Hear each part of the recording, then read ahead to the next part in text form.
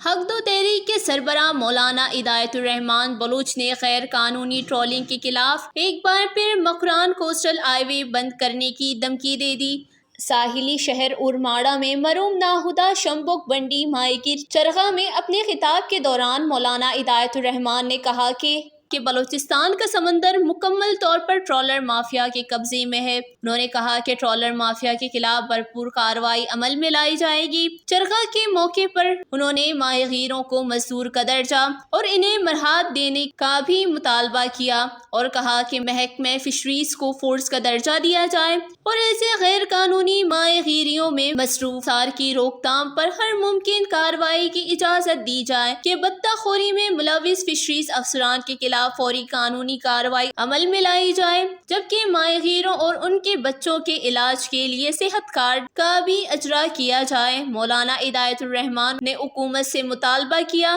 کہ جیونی سے لے کر گڈانی تک ٹرالر مافیا کو راشن، برف، تیل اور دیگر سہولت مہیا کرنے والے سہولت کاروں کے خلاف سخت سے سخت کارروائی عمل میں لائی جائے۔ مولانا ہدایت الرحمان بلوچ نے ماہی گیروں سے خطاب کرتے ہوئے مزید کہا کہ ماہی گیروں کے ذرائع معاش کو تاراج کرنے والے ٹرالر مافیا کی روک تھام کے حوالے سے فوری اقدامات نہیں اٹھائیں گے تو 2 ہفتے بعد 30 اکتوبر کو پسنی زیرو پوائنٹ کے مقام پر مکران کوسٹل ہائی وے کو بند کیا جائے گا۔ اگر پھر بھی ٹرالر مافیا کی تدارک میں مثبت اقدام نہ اٹھائے گئے تو پھر 2 ہفتے بعد اورماڑہ زیرو پوائنٹ اور اسی طرح سربندن زیرو پوائنٹ کو بھی بند کر دیا جائے گا۔ First news Ormara Balochistan.